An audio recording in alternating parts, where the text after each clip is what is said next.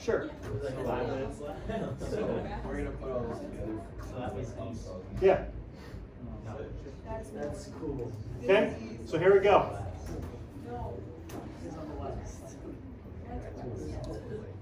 That's cool. Yeah. Find attention. Kind of like a pulley, right? Yeah. Why does this happen? Gravity? What's gravity doing to this thing? There's definitely some friction here too, isn't there? Okay. A little bit of friction here. Just for me doing this, right? Okay.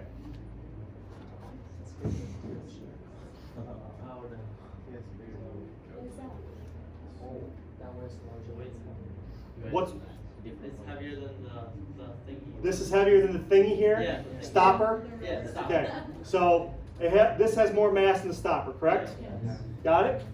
No problem. Oh no, why? No. That's That's not a physics. Oh, we just. It wants to go towards Marco. Centrifugal force is equal to mass. What if you speed up? Well, if I speed up, Yeah. Please tell me it goes. You're gonna go on top. Oh, no way. That's so dope. Oh my what happens if it slows down? It goes back down. Yo. Ultra heavy spin. Not on top. Okay? So does the rate at which I spin this thing matter? Yeah. Absolutely. But I can get to the point where it looks like this mass is just chilling, staying still. Exactly. By chilling, you mean it's in equilibrium, which means the weight of this is equal to the tension here. The tension here is equal to the tension there. Okay? No centripetal force. Centripetal force is a net force acting on it. Centripetal force is a net force acting on it. What force is making this thing go around in a circle? What force is making this stopper go around the circle? Is it the tension? Yeah. Yes. Okay? For free body diagram? Absolutely. You've done the free body diagram of mass hanging from a string. You've done the free body diagram of a stopper going around the circle.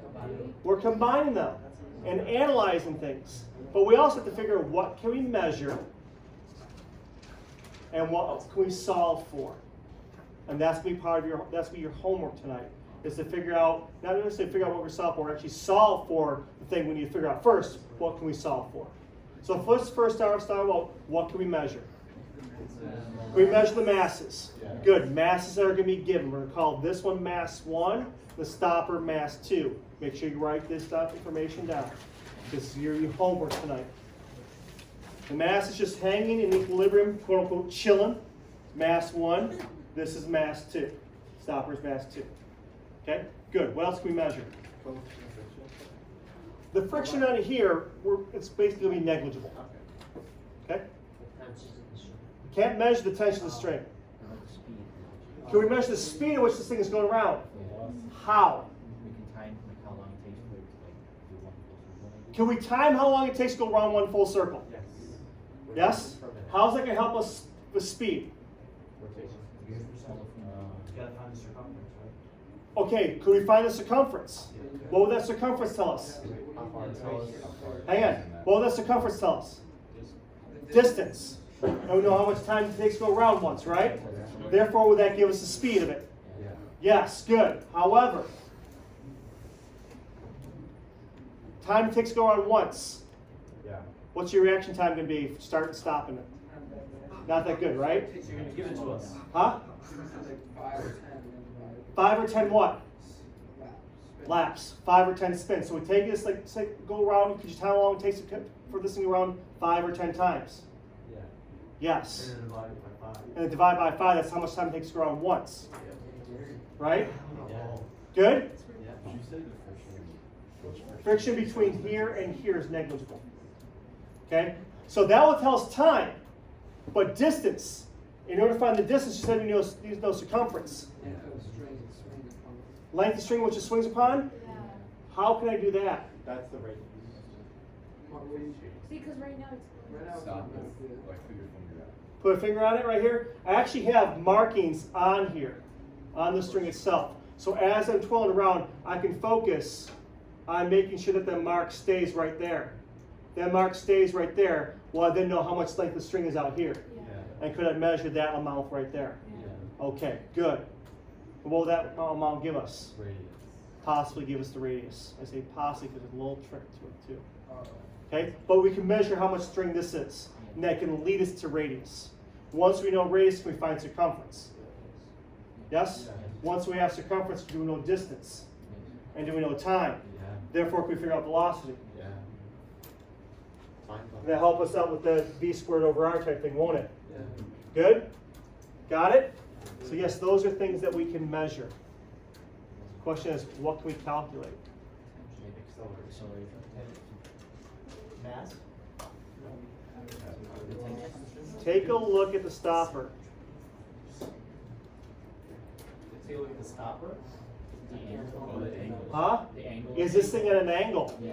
Can we measure that angle? Yes. How can we measure this angle when things moving? Free body diagram. So we can calculate the angle, and that's what you're going to do. You're going to calculate the angle in which it's at. That angle we measure from the horizontal down to here. Okay. Now, because this thing is at an angle, is this diagonal line really the radius? No. From here to here, that straight line, this part, that's your radius. Okay. And that right there is going to be the hard part of the whole thing with this. Okay? So, folks, listen. So things that you're going to be given, quote unquote given, the masses, mass 1 and mass 2, the time it takes to go around once, the radius of it, or say the length of the string, I should say. And from that information, you guys should be able to calculate the angle at which the stopper is at. Got it? That's your one and only homework assignment. No values. We'll work on the values tomorrow. Quote, quote, yes. No. Did you make the free body diagrams? From the free body diagrams come the equation.